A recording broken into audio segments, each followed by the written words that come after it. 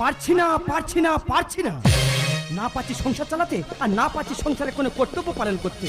আমি কি করব, কোথায় যাব, আমি কিছুই বুঝতে পারছি না। বন্ধু এত টেনশন করছো কেন? কি হয়েছে আমাকে খুলে বলো। দেখো বন্ধু, তুমি বিয়ে করোনি কিন্তু তুমি চাকরি করছো, আর আমি বিয়ে করেছি, আমার কোনো চাকরি নেই। ওই জন্য বন্ধু বলে নিজে পায়ে দাঁড়িয়ে তবে বিয়ে করা দরকার। ভাবিয়া করিয়া কাজ করিয়া ভাবিও না। বন্ধু আমি সংসার চালাতে পারছি না, এটা উপায় বলে দাও। বন্ধু আমার অনেক টাকা আছে, আমি 1 লাখ টাকা তোমাকে দিচ্ছি, তুমি ব্যবসা এই মুহূর্তে শুরু করো। না বন্ধু, তোমার কাছে আমি টাকা নিতে পারবো না। কেন বন্ধু? কারণ তোমার ঋণ আমি কখনো শোধ করতে পারবো না। দেখো তুমি আমার ছোটবেলার বন্ধু, তোমার প্রতি আমার একটা বিশ্বাস আছে। তুমি ব্যবসা করে যখন ফুলে ফেপে ধনী হয়ে উঠবে তখন তুমি টাকাটা আমাকে ফিরিয়ে দিও। ঠিক আছে বন্ধু, টাকা আমি নিতে পারি, যখন ফিরিয়ে দেবো তখন তুমি নিতে হবে। হ্যাঁ বন্ধু নেবো। বন্ধু আর দেরি নয়, আমি এখন থেকে ব্যাংক থেকে 1 লাখ টাকা তুলে দিচ্ছি, তুমি এই মুহূর্তে ব্যবসা শুরু করো, আমার সাথে চলে এসো। সা ধা পা মা নি পা মা রে গা পা নি রে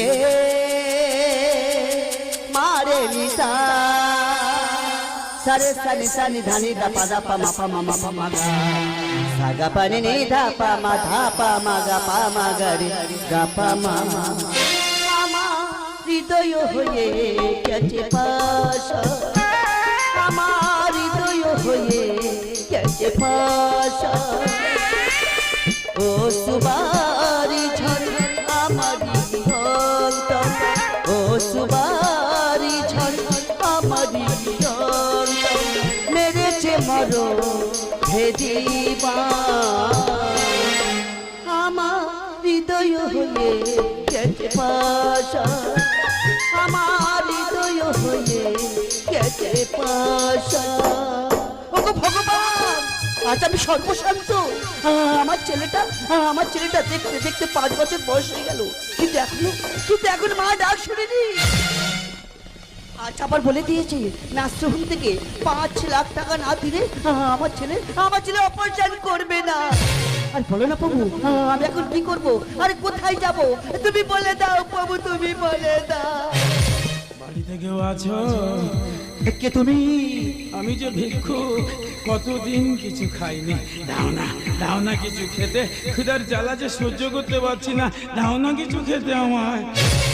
আমি তোমার কি করে খেতে দেব? আমি যে সর্বশান্ত। জানো, আমার ছেলেটা নার্সিংহোমে ভর্তি আছে গো, তার 5 লাখ টাকা না দিলে অপারেশন হবে না। কেন, তোমার ছেলের কি হয়েছে গো? জানো, আজ 5 বছর ও যেদিন থেকে এই পৃথিবীর আলো দেখেছে, ও সেদিন থেকে নার্সিংহোমে ভর্তি আছে গো। আমার কোনোদিন মা বলে ডাকিনি গো। বলো না, আজ 5 লাখ টাকা আমি কোথায় পাবো?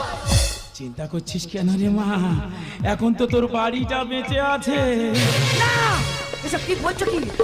আমার এই বাড়িটা আমি বিক্রি করে দেবো, তাহলে আমার থাকবো কোথায়? আর আমার এই বাড়িটা আমি বিক্রি করতে পারবো না। চলে যাবে ফিরে ফিরে পাবি না, চলে যাবে ফিরে পাবি না। সময় যে বয়ে যায় দেরি করিস না, সময় যে বয়ে যায় দেরি করিস না। চলে যাবে ফিরে পাবি না, চলে যাবে ফিরে পাবি না, ফিরে পাবি না, ফিরে পাবি না। হ্যাঁ, ঠিক বলেছো তুমি। আমার এই বাড়িটা আমি বিক্রি করে দেবো।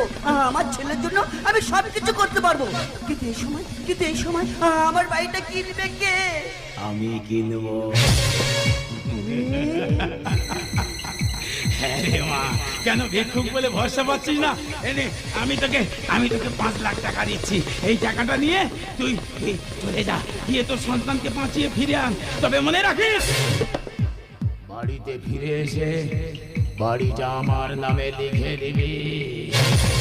ঠিক আছে, এই 5 লাখ টাকা নিয়ে আমি করে চলে যাবো নার্সিংহোমে, আর নার্সিংহোমে ফিরে এসে এই বাড়িটা তোমার নামে লিখে দেবো। শান্তি, কোথায় গেলে গো? ওগো তুমি এসেছো, এই দেখো না, এই তো 5 লাখ টাকা। আর কোনো চিন্তা করতে হবে না, এবারে আমার সোনা ভালো হয়ে যাবে, এবারে আমাদের সোনা সুস্থ হয়ে যাবে। শান্তি, তুমি এতগুলো টাকা কোথায় পেলে গো? জানো, এই যে তোমাকে না জানিয়ে এই বাড়িটা বিক্রি করে দিয়েছি। আমাদের এই বাড়িটা তুমি বিক্রি করে দিয়েছো? ভালো করেছো শান্তি। এই জানো শান্তি, ডাক্তারবাবু বলেছে না আমাদের কোনো টাকা দিতে হবে না। কি বলছো ডাক্তারবাবু? না ডাক্তারবাবু আমাদের সন্তানকে না চিরদিনের মতো ছুটি দিয়ে দিয়েছে।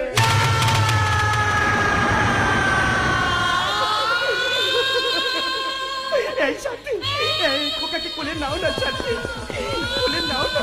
তুমি কাঁদছো শান্তি, কেঁদো না। আমাদের সব শেষ হয়ে গেছে, আমি যে হরিশ্চন্দ্র হয়ে গেছি। তুমি তুমি শহীদা হয়ে যাও শান্তি, তুমি শহীদা হয়ে যাও। এ কি তুমি হাসছো? তোরা কাঁদছিস বলে তো আমি হাসছি। কেন? মনে পড়ে তুই তোর বন্ধুর কাছে থেকে 1 লাখ টাকা ধার করে নিয়েছিলিস, বলেছিলিস সময় সুযোগে টাকাটা ফেরত দিয়ে দিবি। কিন্তু কিছুদিন পর তোর বন্ধু রোগ আক্রান্ত হয়ে মারা যায়। তুই তখন হেসেছিলিস, ভেবেছিস ওই টাকার ফেরত দিতে হবে না। তোর বন্ধু মারা গেলে হয়নি তোর অনুশোচনা, আসেনি তোর চোখে 1 ফোঁটাও জল। রে তাই ওই সন্তানটাকে জানিস? কে? ও হলো তোর বন্ধু।